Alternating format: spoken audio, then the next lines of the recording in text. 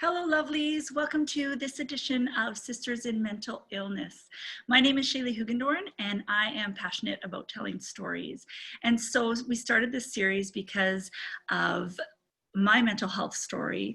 I have bipolar 2 disorder, and I started sharing my story about 4 years ago, and I found so much healing in that. And so I haven't stopped sharing my story since, and I just know that it's very freeing to share other people's stories and to listen to other people's stories. I'm really, really excited today because I have Olive Chan here, and she is a longtime contributor to She Loves Magazine. You've probably read some of her beautiful words. Olive, would you tell us a little bit more about yourself? Sure. So I was born and raised in Toronto, and I moved to British Columbia about 11, almost 12 years ago. I moved here for my husband. My husband's name is Tim, and we have two daughters. We have one in third grade. Her name's Allie, and we have a kindergartner. Her name's Kayla, and they're super sweet.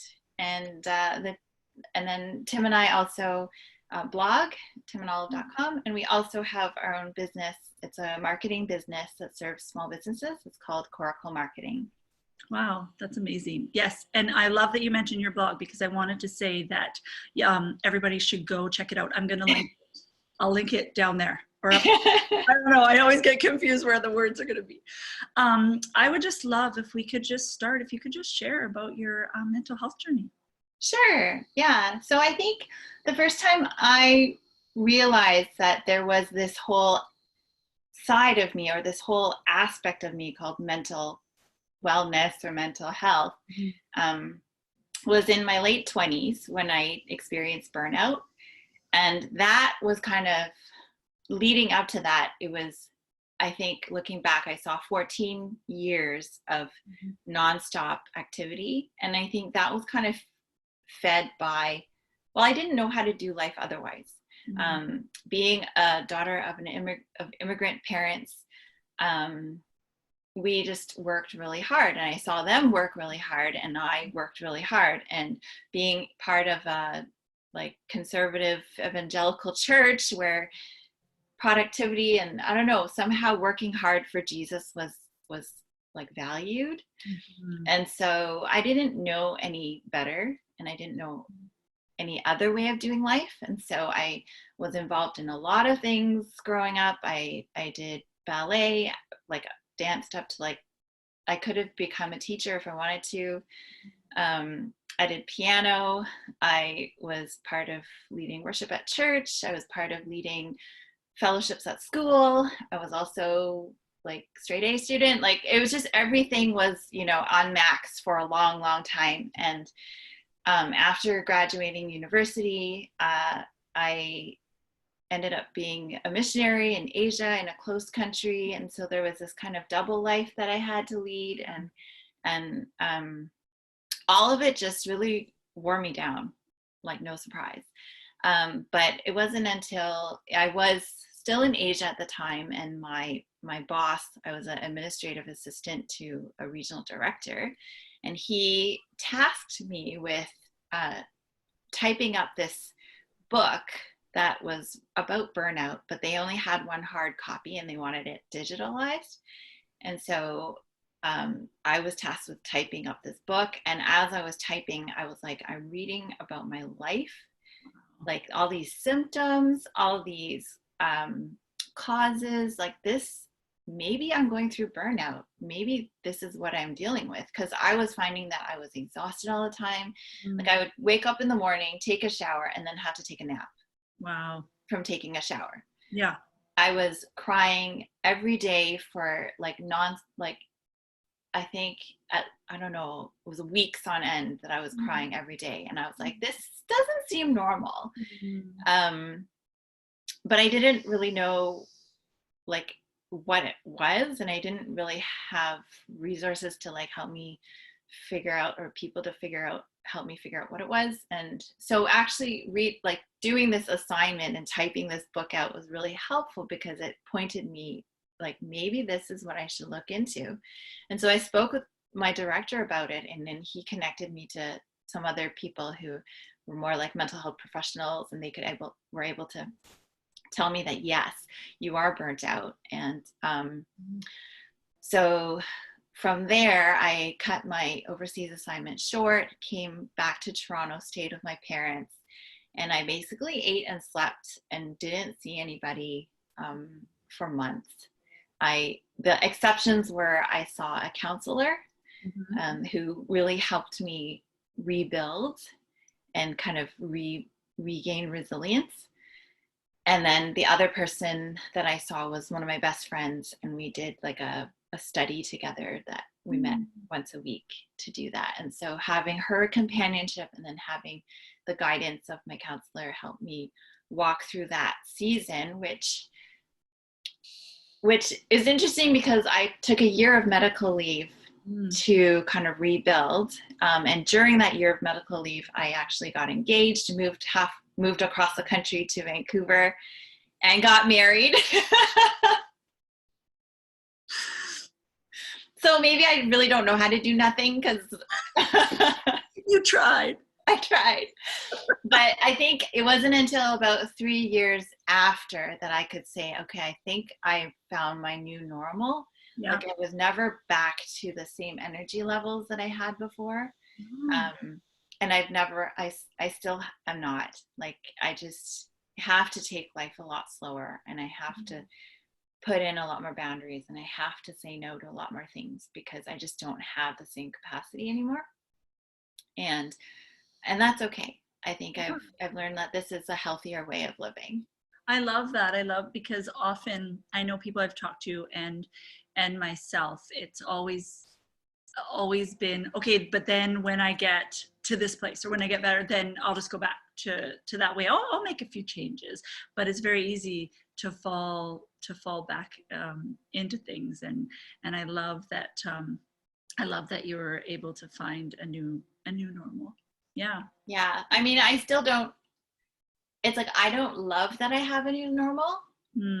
Like it's always a struggle to keep going slowly. Like I think there's part of me that just wants to, I don't know, like keep striving and like pushing myself. And I'm grateful to my husband because he's my voice of reason. He's always like, Olive, are you sure you want to attempt this? Like, are you sure you have the capacity for this? Because he knows that I would want to like do all the things, right?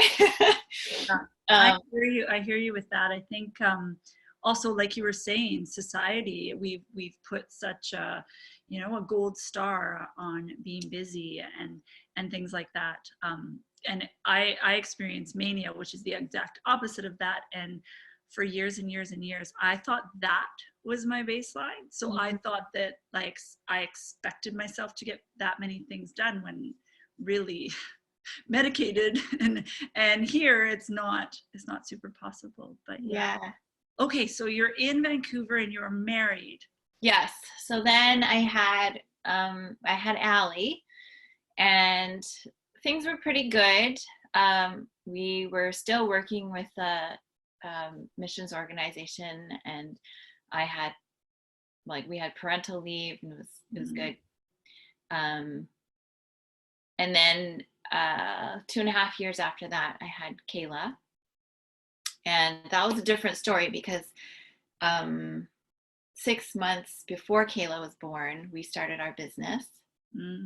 We had left the organization. We had blogged for a year. We wrote 2 books together and kind of like tried out life kind of on our own. And then out of that, God kind of brought us this marketing business because people saw we were doing stuff online and they're like, hey, can you help us? And we're like, okay, you're going to pay us for it? Okay.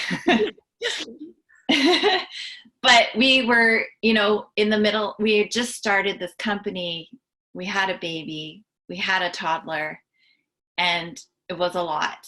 And I wasn't getting sleep. Like Kayla, with Allie, I tried breastfeeding her, and we're off to a really rocky start. And so I ended up pumping for her. And so because I was pumping for her, I was up, but it was up at like very regular times in the like throughout the night. And with Kayla, she wouldn't take a bottle at all. So it was the opposite. So with her, I was nursing her exclusively. And so I was like on call 24/7. and trying to cope with everything, Right. and about yeah, I think when she was, I don't know, maybe 5 months old, I realized like I am not doing well.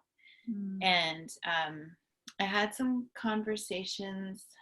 I can't, I must have, I think I went to see the doctor, and somebody had suggested to me to reach out to the Pacific Postpartum Society. And so I called them, and they were really helpful. And I realized, okay, this is what I'm going through. It's postpartum depression. And and and I don't have to be alone in this. And Wow. so I made some changes. I actually, there's one, when it was really bad, I asked a friend of mine if I could stay over at her place for a few Mm. nights, Yeah. just so I could sleep.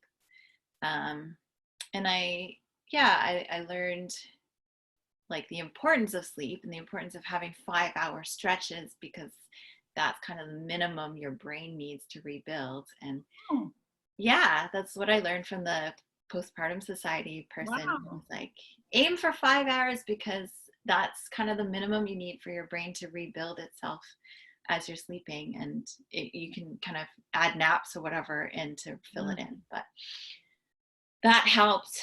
And then like we looked into getting, like Tim adjusted work hours so that he was around a little bit more for the times that I needed him around. And so we're grateful that we had the flexibility to do that. Yeah. But I mean, when Kayla was born, we had zero like parental benefits. We had zero benefits at all, right? Because we were self-employed. Right. So yeah, so it was a lot of like leaning on community and family to kind of help us get through that time. Wow. So do you think that having burnout and getting help earlier helped you recognize the signs a little bit more? Because it sounds like you were able to reach out and get some help pretty quickly. Yeah, I think so. I think um in some ways, yes. Like I think there's still a part of me, I guess I don't know if it's just me, but probably everybody, I'm guessing, that there's part of us that wants to just like muscle through and say I can do this on my own, Yep. and not really want to acknowledge that, hey, I'm kind of floundering and I need some help. But I think like with the first kid, it was very much I can do this. With the Yeah. second kid, it was like I need help. And I don't know, like people who have more than two kids, they probably maybe get to that point of needing help, or maybe they just don't care earlier. Right. That's so interesting. I thought that I called that line too, because I thought that I had postpartum depression, because I was always trying to figure out why I was different, right? But it turns out that it just elevated what I already had. But I didn't know, because it was postpartum depression, and they told me about that, right? And at the hospital and stuff. And but I didn't know you could have like postpartum like anxiety, Right. which I don't know now if that was like mixed with the bipolar or aggravated it. I have no idea. But like a lot of people were like needing more sleep and this, and it was like when the baby slept, I redid my kitchen. Like I was doing bizarre, like really high energy things, and then I would get praised for it, right? Like, look at her, she's like 3 days after I gave birth to Tina, I ran an event at the church, like, Oh my goodness. yeah. But I didn't know that that could be kind of under the umbrella of postpartum, because the anxiety, Yeah. you're not sad, like you're like I have all the best ideas for my child's future, I'm going to do them all now. Yeah. Right. So that's really interesting. Did you notice like I love that you got help really quickly. A lot of people that I've talked to, just because of stigma and or sometimes in church communities, it's very much like this was, you're why don't you have joy, right? Especially like You some just had a baby.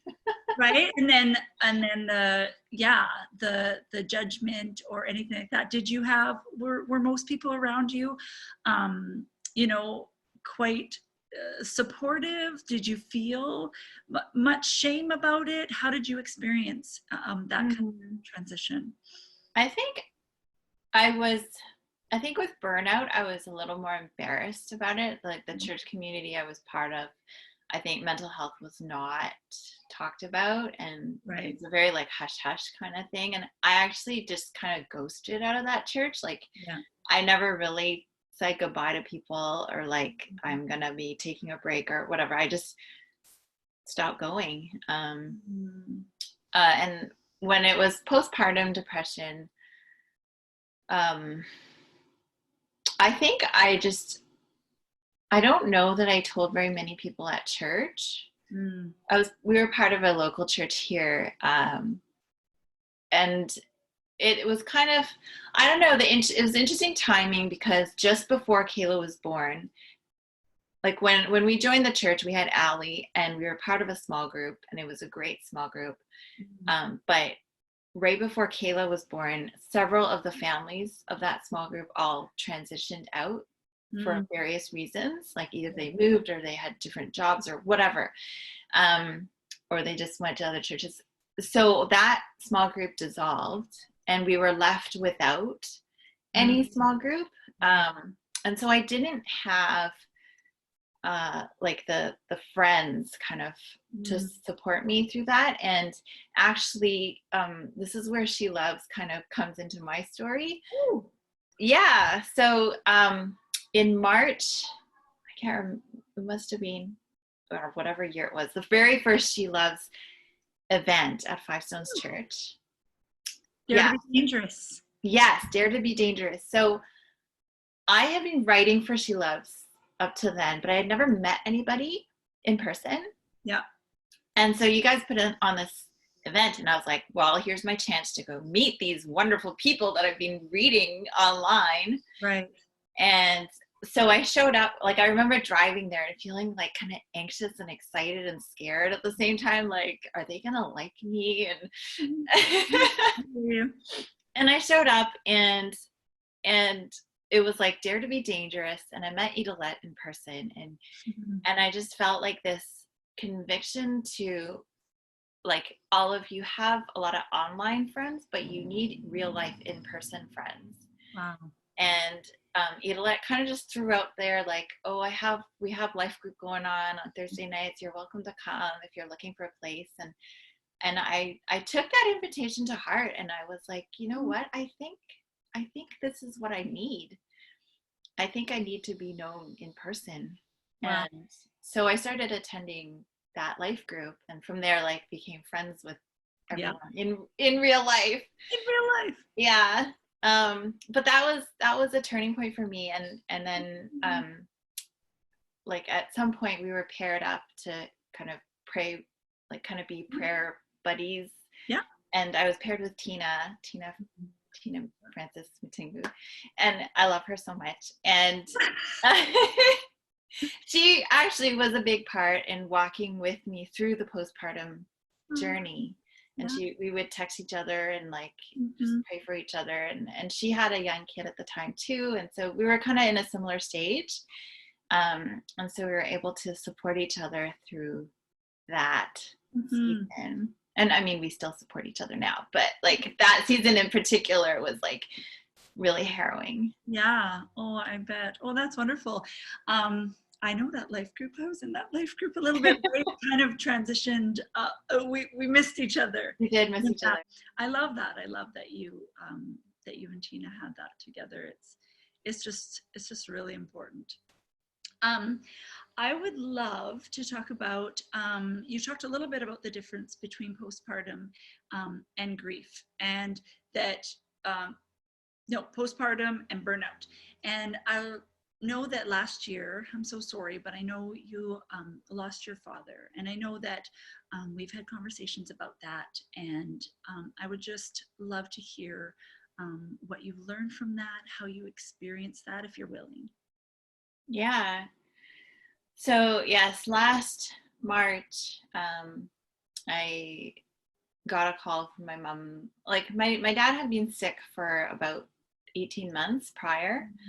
And we were kind of just, holding on hope and like, hopefully he'll get better. He had Crohn's disease, which typically doesn't kill you.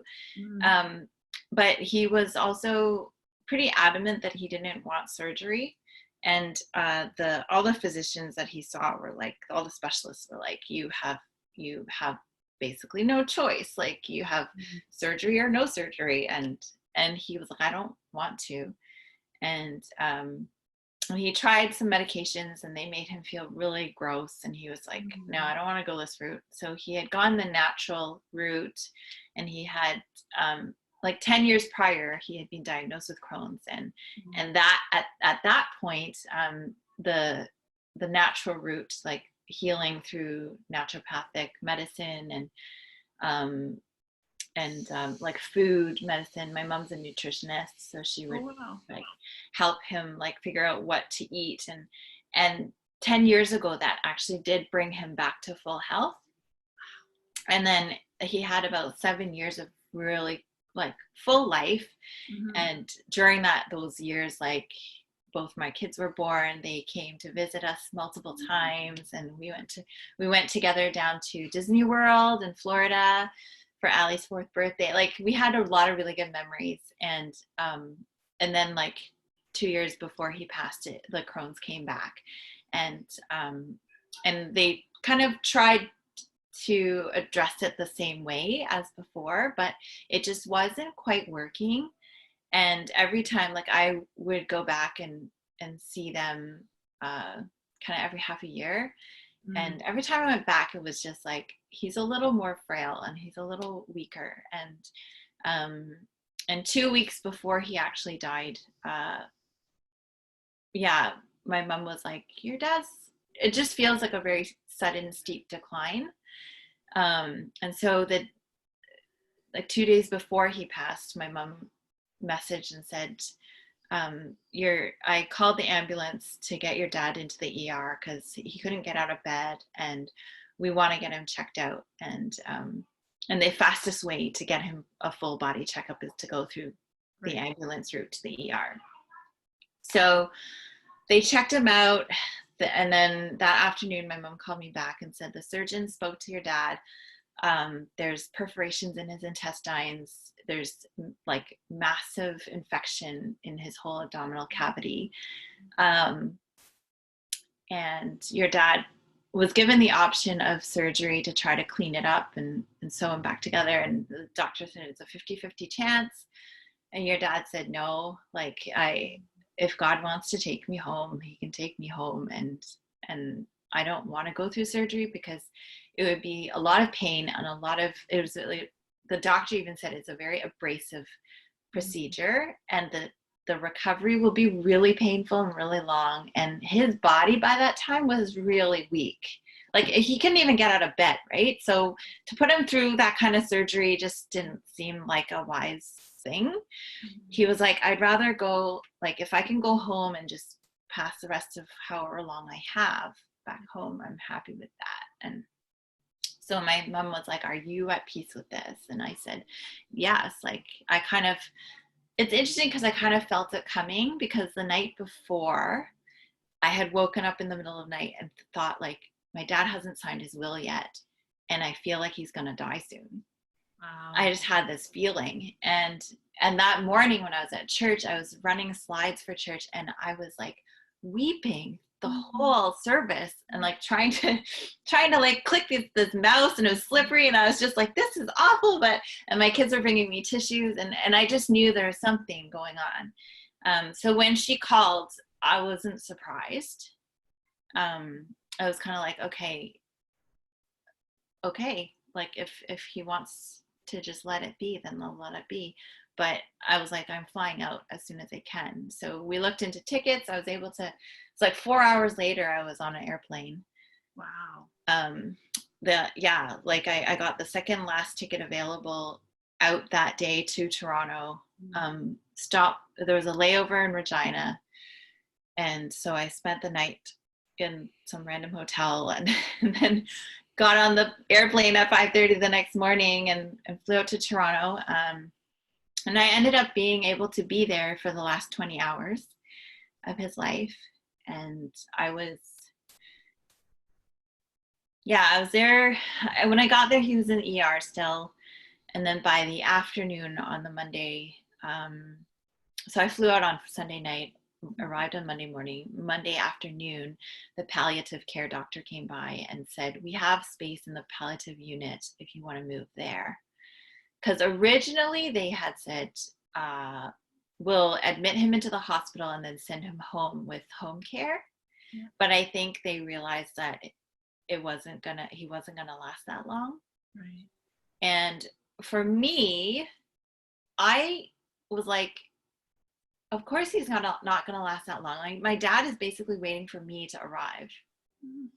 And like the moment I walked into the ER and he saw me, he was like, you're here, I can die. And I said, yes, Dad, I'm here. And yes, you can die. Like, you've been hanging on for so long.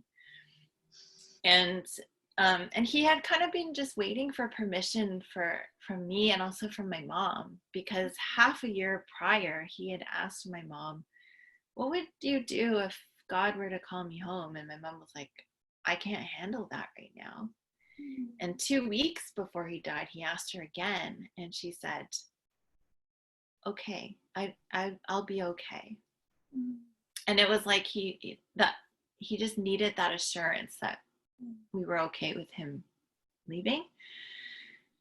And so, yeah, like, so then in the afternoon, we moved to the palliative unit, and it was a really good choice because he had a big room all to himself. And he had, in the span of that day that I was there, I would estimate like 40 or 50 of our friends and family came through just to say hi to him. And because when we knew, like, after I arrived, I talked to my mom and I was like, I don't think Dad's gonna be around for much longer. Like, I think he really is waiting for me. And so she started messaging friends and family, like, if you want to see Ben, come like as soon as you're able to. And I had a cousin who came earlier in the afternoon, and he's like, well, I'll bring my mom, like my aunt, over tomorrow. And I said, I don't think there is tomorrow. Like, you gotta move like quickly, I think. And so he ended up like canceling his dinner plans and going to pick up his mom and bringing her here to the hospital. And it was a good thing he did, because she was basically the last person that he was willing to greet and have a conversation with. And so by the evening, he was tired, and obviously because he hadn't eaten or drank anything for most of the day already, and he was just pouring himself out and just loving everybody who came by. And people were surprised because, like, some people came who hadn't even seen him in like a couple of years because he'd been sick and at home. Right. And when he saw them, he like recognized them, he greeted them by name, and he had something special to say to every single person who came. It was really remarkable. Yeah. And then so that evening, and like, yeah, in the palliative unit, they don't have any monitors on you or anything. They just make you as comfortable as possible for as long as you have. And so that night, I ended up staying in the hospital room with him. My mom went home. It was a really hard decision for her, but she decided she needed to go home and rest. And I said, I need to be here at the hospital with my dad. Yeah, so we spent the night. I ended up getting some sleep, which I was grateful for. And then shortly before 8 o'clock the next morning, I just heard his breath slow. And I went up to him, and I had just finished updating like my mom and other friends that like we survived the night, and my mom was like, I'm coming at 9 o'clock. Someone's driving me over. And I was like, okay, take your time. And yeah, and then before 8 o'clock, his breath just really slowed, and I went over and I said, is Jesus here? And it was so interesting because the whole night, while he slept, his eyes were kind of, when people, their eyes are half open, but their eyeballs are like rolled up. Yeah. Mm-hmm. So he had slept like that the whole night. And then at the very end, when it was like the very end, his eyes came back, and like I could see his eyes. I could see the pupils, and it was like, as the breathing, it was like irregular and it slowed. And I said, is Jesus here for you? And I could see this little tear in the corner of his eye. And then this, like, it was like I could see the spirit leave. Wow. It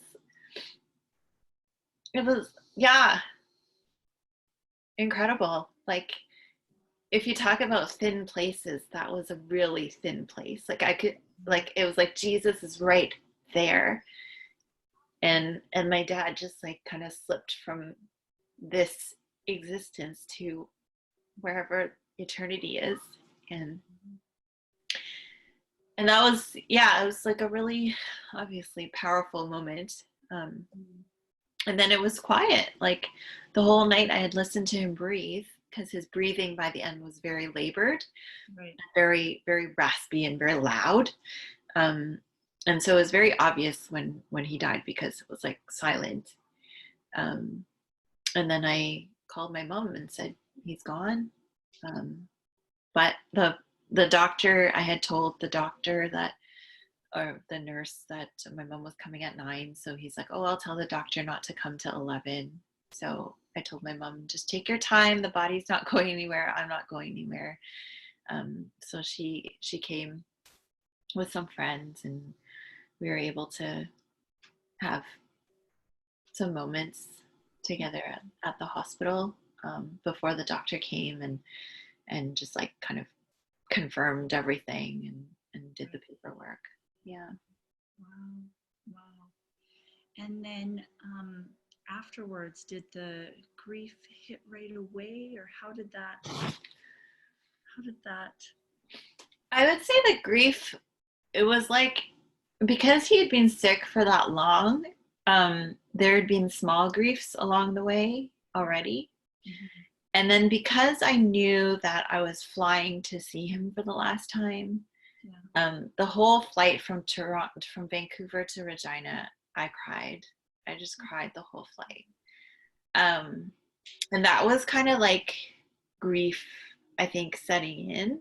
It was like, yeah, like he hadn't died yet, but I was saying goodbye. Right.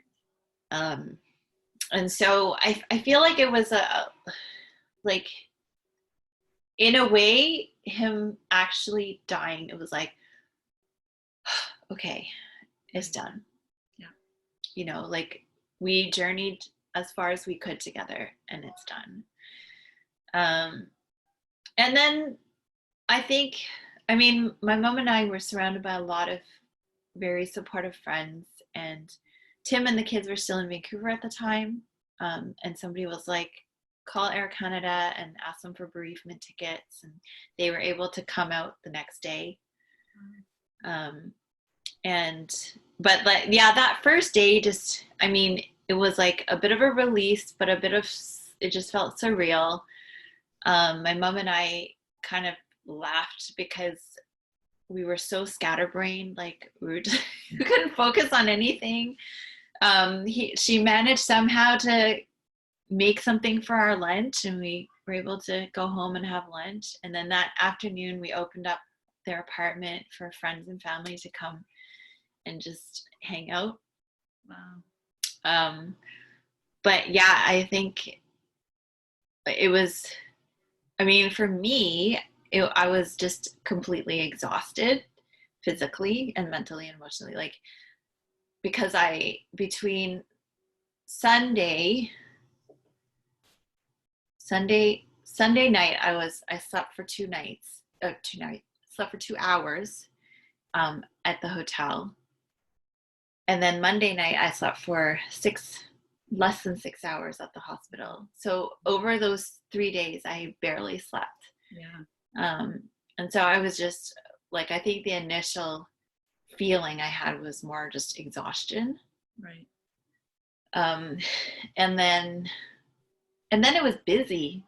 It was super busy, because 5 days after he died, that would have been his birthday. Right. Oh, and it would have been his 70th birthday. And we did a celebration of life for him. And we had over 300 people come. What? On really short notice. Yeah. Wow. Wow. And so there was a lot of planning. I was like, Tim, this feels like planning a wedding in 5 days. Like it was a lot of work. So we were busy. And then after that, we had an ash scattering a couple of days later because my dad had wanted to be cremated. They had talked about it already. And so that was really good too, like having that decision already made. And I was really thankful that my parents had talked about it and that my dad had already expressed what he wanted, because then it was one less decision to make because it was a lot of decisions already. And so we did the ash scattering, and then the Friday Tim and I and the kids flew home to Vancouver. And I think it wasn't until I got back home that I really could engage with my emotions a little bit more. And even so, it was almost like I could only allow myself to really feel the pain when everyone was out of the house. Right. So when Tim was out at work, the kids were at school, I was alone in the shower. That's when I actually allowed myself to like feel. Right. And weep and cry and like kind of express the pain. But that first month coming back, it was really difficult. I think grief was this like an actual physical ache. Like when people say heartache, that's an actual feeling. Like my heart was hurting. Like that's what it felt like. And I was very sick after the trip to Toronto. I think I was doing some reading, and like one of the common responses of grief is that your immune system is suppressed. Wow. And so I got really sick. The kids got sick.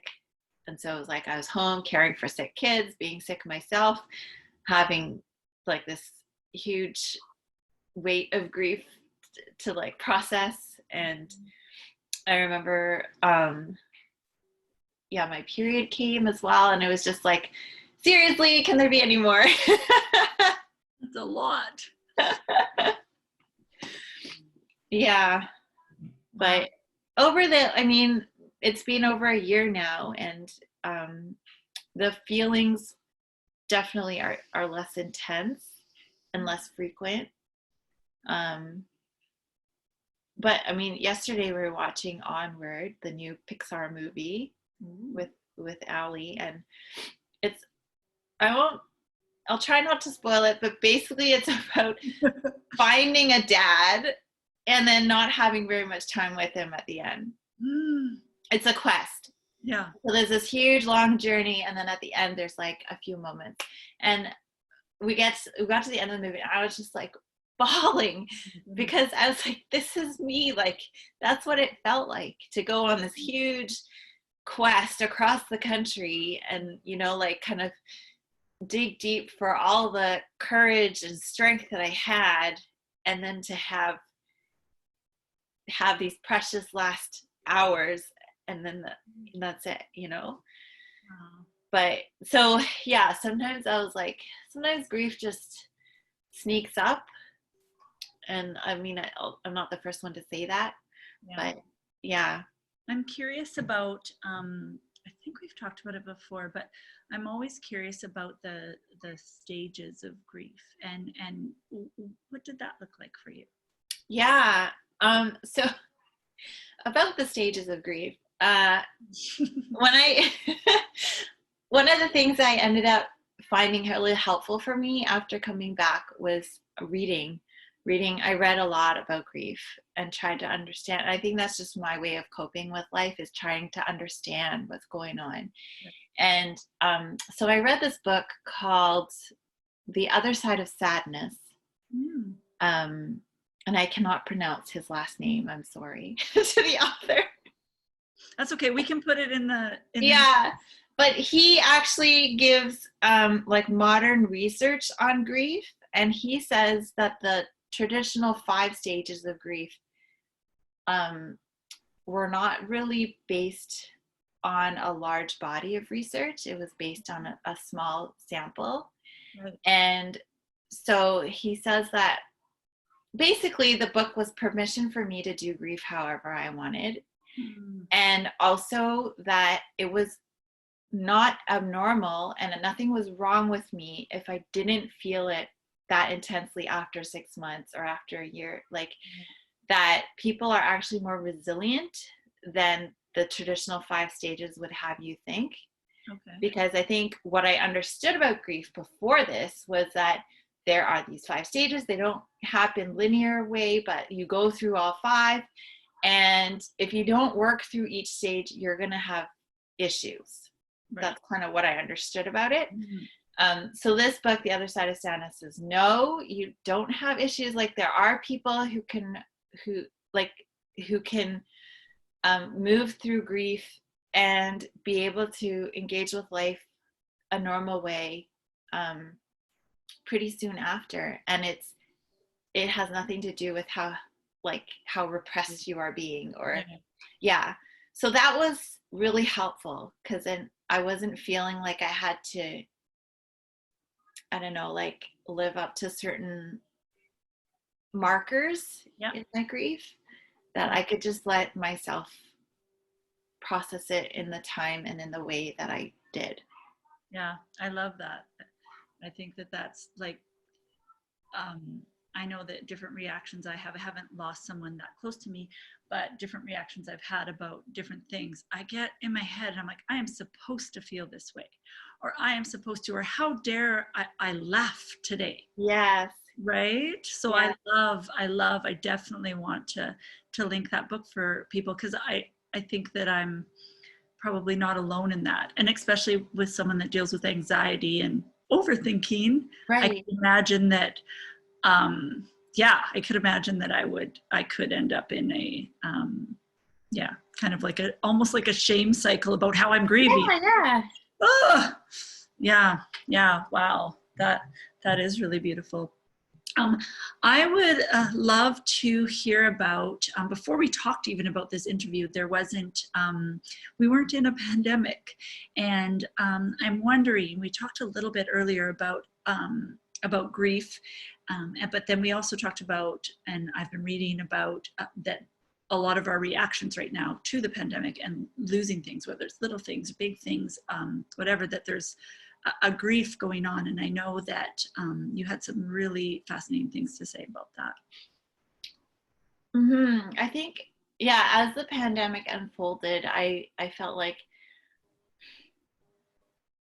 I don't know if it's like irony, but it was like, okay, last year I had this great rhythm going, January, February, and then March happened. My dad died, and it kind of disrupted my whole life. And then this year, January, February, we had a great rhythm going, and then March happened and the pandemic happened and my whole life is upended again. But I did feel like last year it was a year of a very deeply personal grief journey.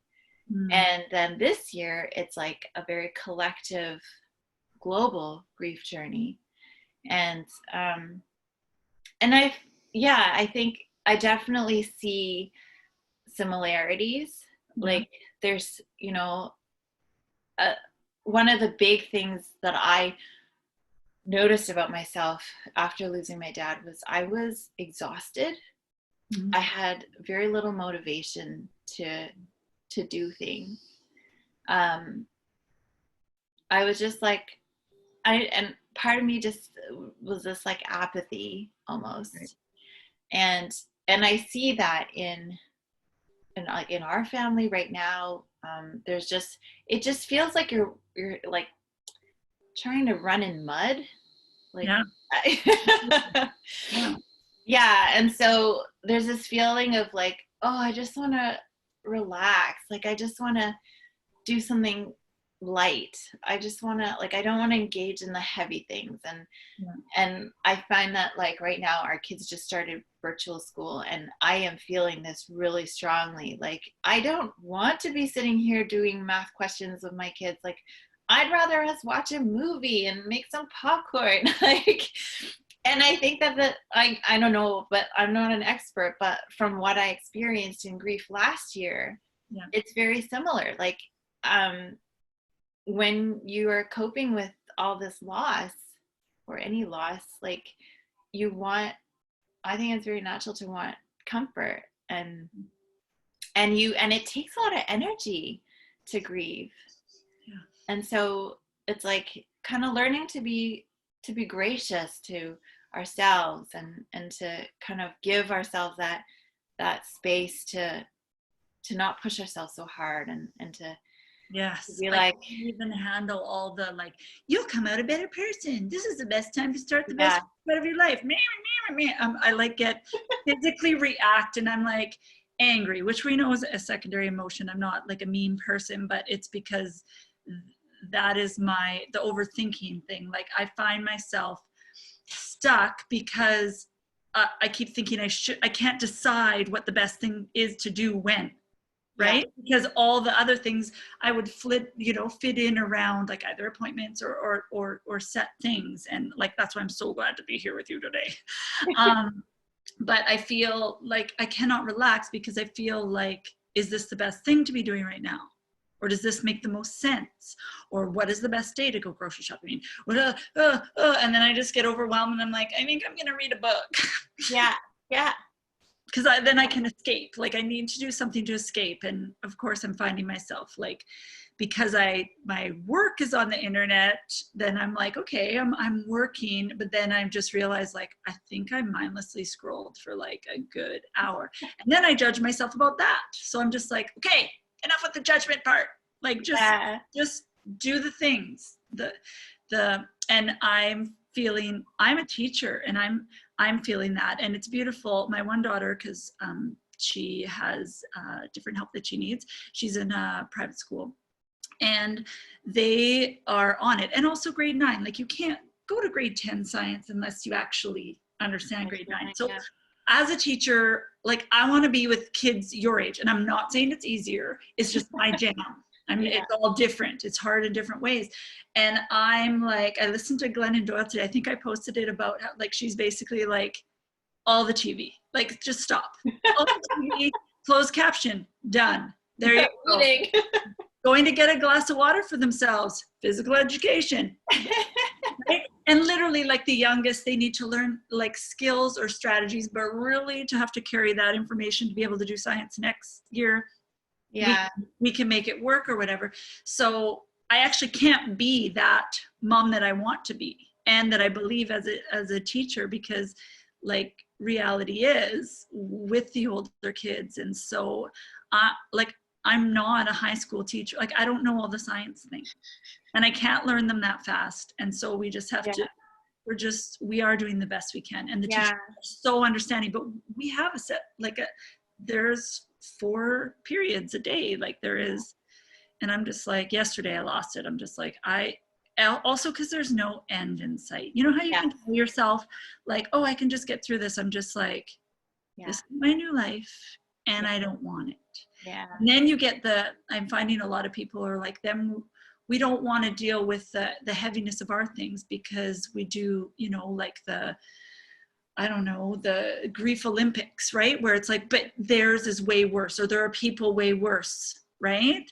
So then it's just, there's so many feelings. And I found the articles really helpful, that, we are grieving, like giving words to it, or yeah, being able to talk about it. It might be little, like I didn't have to cancel a huge, vacation, but there was little things I was looking forward to. yeah. I'm being a complete sucky baby that my birthday's this weekend and I can't do anything on my birthday. And it's like, That's a loss. really, Shaylee, you're 42. Like, come on. But then I'm like, no, like, I'm like one of those people that makes a big deal, and I can't have a party, and I'm going to have a little pout about it, and it's okay. That's okay. Yeah. I think the other thing that I experienced last year that kind of echoes this year is that grief is almost an alternate universe. Like you kind of Yes. like it's hard to explain, but it was like my dad died, and then I was like, phew, like I'm in this alternate universe now where Right. life in reality just feels really different, and the rules just are different, and to give ourselves the grace to like don't live by those old rules, because this is an alternate universe that we're in. Right. Like it's a different reality, and so Yeah, and I've never, even except for when I was a little bit in recovery and switching medications or whatever, I felt it then, but never have I ever felt that since in 10 years where I literally have to take moment by moment, like minute by minute before I could break it down into hours or whatever. But it's literally, I don't, if I'm going to feel completely differently in a minute, then that's fine. It's annoying and very hard to make decisions, but I'm letting myself, Yeah. okay, like if you change your mind in 5 minutes, you may drive your family Yes. a little wonky, but then they're dealing with their things. And Yeah. yeah, One of the things that was really helpful to me at the beginning of my grief last year was I reached out to a friend who had written about the loss of her mother a lot, and I was like, so my dad just died, and this pain is like excruciating. yeah. And she said, one breath at a time. Oh, And I said, thank you. yes. That's really what it is. It's one breath at a time. I needed to hear that. Yes. Yeah. I'm wondering, before we wrap this up, I'm just wondering, I know that you had some really, I just love that you were able to express what you needed, some things last year. And I'm just wondering to leave our people, our listeners, just with some things that were really helpful. And we recognize it'll be different for everybody, but just some things that were really helpful for you, and maybe what was not so helpful. I'd love to just hear that. Okay. So let's see. We'll start with the unhelpful. How about? Yeah, we'll end on a positive note. So I think in general, my friends and family were very like sensitive and supportive and caring, and I'm really grateful. I think maybe one incident that comes to mind that was unhelpful was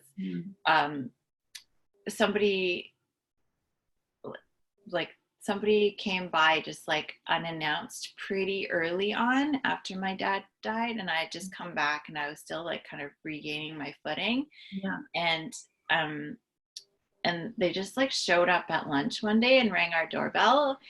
And it was like, I didn't even, it was like, she was, I don't want to go into details and give away who it is, but it was just like this, like, I'm not ready for somebody to be in my home, and I can't really tell you, please go away. Right. It's already at my door. Yeah. You're holding a pot of flowers, and it's like, okay, come on in. And I felt, actually, we had something similar happen when Allie was first born. We had people who were like, oh, like my parents' friend was like, oh, we want to come see the baby. And so it was like, I was a complete wreck, and then we had to host them, and I was just like, this is terrible. But anyways, yeah. Well, yeah, and people meet people that they mean well, because it's actually a thing, but you need to check in with the person. Yeah, exactly. Especially, I know when I was not doing well, it was like, it meant everything to me. Like someone texted me, they're like, I dropped something off at the door, and they didn't expect anything from me, right? Yeah. Like I didn't even have the energy to say thank you, right? Yeah. Like I just, yeah. And it's so hard because they have good intentions. So, right? Yeah, that's awkward. Yeah. That happened. It was like one of those moments where it's like, okay, Jesus, give me grace. Like, right? That's all like in us. You can't look through the hole. Drop the flowers and leave. But yeah, helpful things. I had a lot of, like, the first month we were back, basically our community fed us. Like, and even when we were in Toronto, our community fed us. Like, people were like, can we just buy you a meal off of Skip the Dishes or DoorDash or something? And yeah, it was so wonderful. Like, they were just like, yeah, just order what you want and we'll pay for it. And like, yeah. And then I had a friend here who was like, can I bring you over a meal? And at that time we had a freezer full of stuff still, because after I had left, him was kind of preparing for a whole week with the kids at home, and so people Right. are dropping off food, and then the next day they flew out, so we had all this food in the freezer. So when all that was done, I was like, we still have a lot of food in the fridge, but can I just let you know, like, when I actually need a meal? And so, and it was so wonderful. Like, after we finished eating all this stuff, there was one night I was just like, I really don't have it in me to cook dinner. So I just texted her and I was like, can I take you up on that offer? And she's like, sure, which of these do you want? And she just sent me recipes, and it was so sweet. And Oh, I love that. yeah, and then like she just came with the food, and it was just wonderful. And then the other thing that helped was just having people listen to my story. Like, I think especially when it was fresh, it was, I would say, watching my dad die was sacred, but it was also traumatic. I can imagine. Right? Like, the whole process was so quick, and it was traumatic as well. And I think having people who cared about me sit and listen to the whole story and weep with me, like, that was so healing. And to see people, it's like they love me so much that they're willing to enter my pain. Oh, beautiful. And I think, yeah, one of the things that I realized, this is not like doesn't answer your question, but I just want to throw it in here. Yeah, of course. Because one of the big things I learned about grief was that it's the loneliest place. Because nobody in the world can lose exactly what you lost. Oh, wow. I feel that. And I think, because I just felt like I feel so lonely here in Vancouver, like nobody really knows my dad here. Right.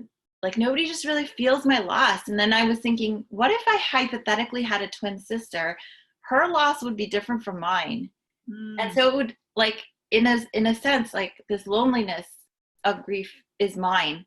Yeah. Like, nobody else could ever Right. share the exact same grief as me. And so I think when I realized that, it was like, okay, like, I can't really look for somebody to, or expect somebody to really get it, because nobody is going to get it. Wow.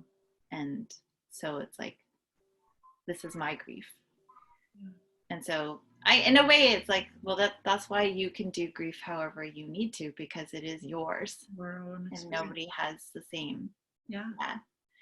And then the other helpful thing was, so for me, beauty and nature and flowers, like, that all speaks hope to me.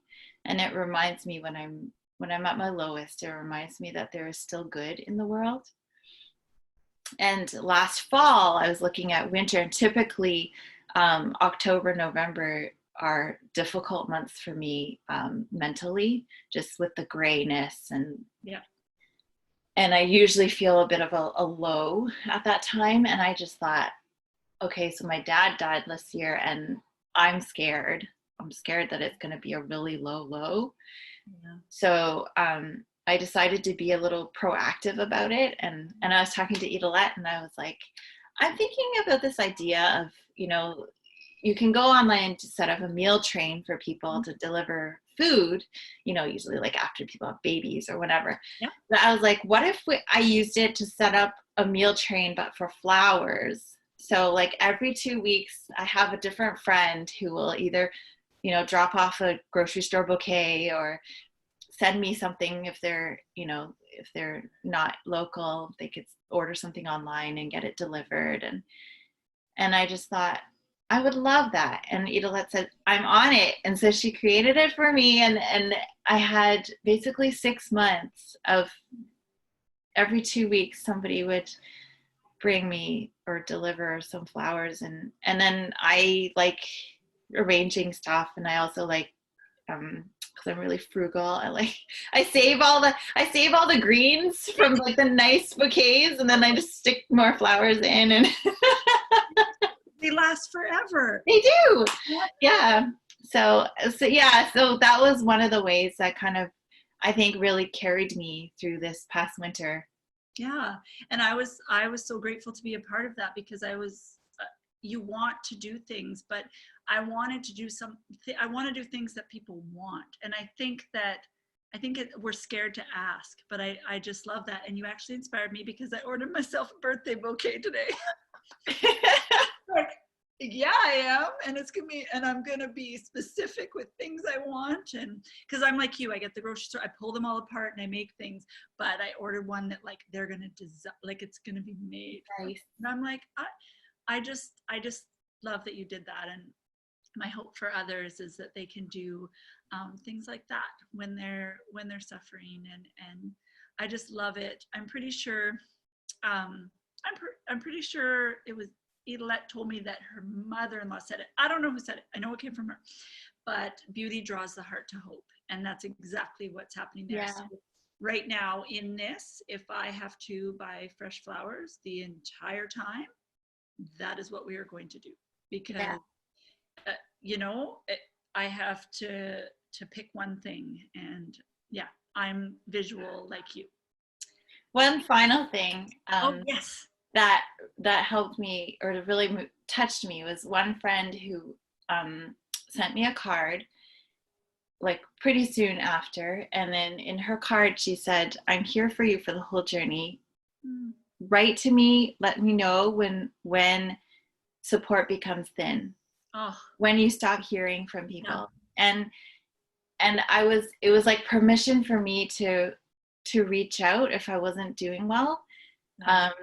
Or like, because about 6 weeks after, the text messages start dwindling and people stop asking you, how are you doing with your grief? It's just life, right? And so it was really a blessing to be told, like, I know this is going to be a long journey for you and I'm here for you the whole way. And to have that permission to say, hey, when you said, reach out when the support has thinned out, like, that's now. I love that, because I'm always aware when I'm saying, like, if there's anything I can do. I know when I was in it, I couldn't think of the things. Yes. Right? So I love that. I love that. I had someone say to me, it was really beautiful, because this, people say, well, go clean their house or do this or do that. And I didn't know which one. So she said, okay, let's do the opposite. Which one would you not want? And I was like, oh, okay. So then, for example, like yours, like, don't knock on my door and expect me to answer and be like, okay, or wearing appropriate pants, right? Like, exactly. Just don't. I need a warning so I can put on the pants. But yeah, I think that if anything, I hope that encourages our listeners that, one, to ask if you're the one in grief, and two, find out what draws, the person to hope. Thank you so much. This is the best conversation. I think it's going to be so helpful, and just sharing your journey and being so open, I just know is going to really touch the people watching, because I know it touched me, and I know I learned a lot of things.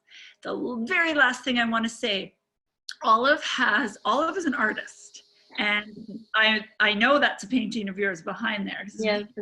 She has an Instagram account now, just having all her art on it, and it's wonderful. So I'm also going to put that there, wherever it goes. And I would love for you to just follow that, because I know that your art will bring hope to so many. So, thank you. Yeah. Thanks for having me.